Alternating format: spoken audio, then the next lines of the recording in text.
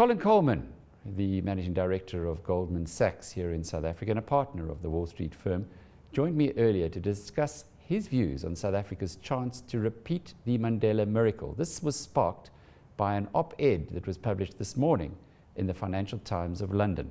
Let's take a look. Well, it's not every day that a South African gets pride of place in the Financial Times of London. The FT is probably, alongside the Wall Street Journal, the most influential newspaper in the world. But that happened this morning, and the Managing Director of Goldman Sachs in South Africa, a partner of the big Wall Street firm, Colin Coleman, is the man who was given that honor.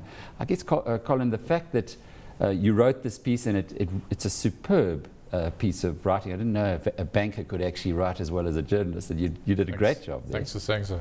You must have thought about it a lot. Yes, because as you say, it's not every day you get into the Financial Times, and South Africa's 20-year celebration of democracy is an important moment.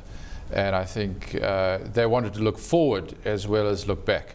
And so it was important to balance what the next 5 years holds, as well as looking back to what we've achieved in the last 20 years. And I guess that's the critical thing, certainly, that came out of the piece for me, is what one does expect into the future. You were talking about the way that the ANC deploys its generals and its soldiers for the next 5 years is really going to determine not just the country, but probably the party itself. Yes. Look, I think the question is, what is the overall objective of the next 5 years? And clearly the National Development Plan sets out a 5-year growth target of just over 5.5% in order to reduce unemployment, grow the economy, increase GDP per capita. And clearly at the same time we have this two-speed society that we mentioned in the article. And so what we need is an administration that tackles both objectives, growth and then closing the gap between the haves and the have-nots.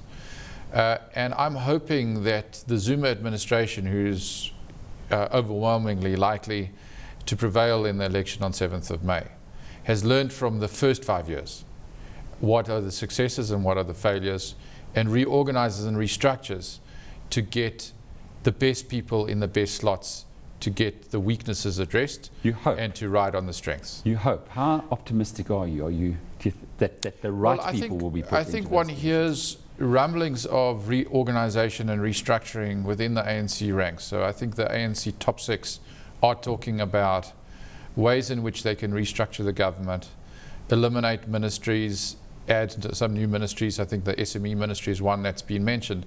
I don't think necessarily that's the most important organizational restructuring that will happen. But really the important point is, when you look at the key ministries, and what are they? The Labour Ministry, the Mining Ministry, the Police Ministry, the Finance Ministry, the coordination of the NDP itself, Trade and Industry. How are those ministries going to be populated, not just at the cabinet level, but also at the Director General and main departmental level, plus the main institutions of the state, and particularly the developmental state, meaning the state-owned enterprises. In particular, Eskom has been in the headlines. How are these generals who are they and how they're going to be deployed? This is critical for the country. It's in my mind more important than the outcome of the elections, whether the ANC gets 60 or 65%. So we need to watch the people that get put into those positions. Who the people are, and making sure that those people are the best, most capable collective that the country can put in place. But isn't there concern that somebody that is highly admired both here and internationally, like Trevor Manuel, has gone off the scene? We've seen a few others who've gone into the sidelines as well. Do we have a strong bench, I guess, is what I'm asking? I think it's a tremendously strong bench. There might be some people that have left it and have served their country well, and are going to do other things. There might be some new faces that we see. But there's definitely, and we touch on this in the op-ed, there's definitely a generational shift that's coming. And I think this is President Zuma's last administration. Constitutionally, he can only be there for 2 terms. And so the generations are shifting in the ANC, and we're going to see new people rising up. And it's very important that we get the right experience, the mix of the right experience, the mix of the right objectives, and also that business and labor play as a partner with that new administration. Because if we are not working with the government to try and bridge the gap with the haves and the have-nots, We're not trying to work with the government to get the growth. If Labour doesn't play ball with its alliance partner, then there's going to be a tremendous amount of tension, and we're not going to get to where we need to be. And the other consequence, which I found fascinating in your article, was in 5 years' time, depending on what happens in this period, this last period of Jacob Zuma's administration, you said the ANC might be, I'm using my own words, making laws or actually on the opposition benches. Well, I think the ANC can't rest on its laurels. No one can rest on your laurels. This is going to be, in 2019, 25 years of an ANC government.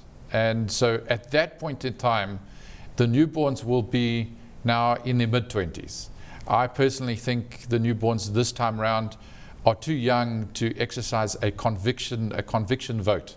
But in 5 years' time, they're going to be, a very important segment of society, much more mature, much more capable of playing as a decisive role.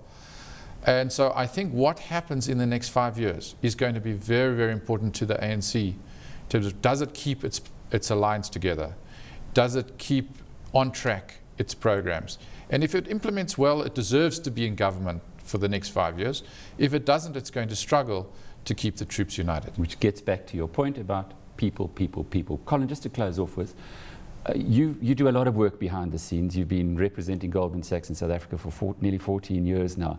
Do you remain as optimistic as you were in 1994?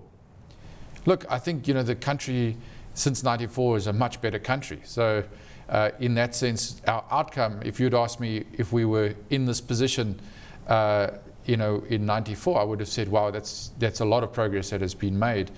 There's certain things which I'm hoping can get corrected, right? So particularly the culture of corruption, the culture of dependency, and the culture of believing that you rightfully are going to get certain things rather than work for them. I think that culture has to change. But I'm quite optimistic going forward that if we put in place the right team and we send early on the right signals, we take certain actions that are crystallizing out for people that things are changing for the better.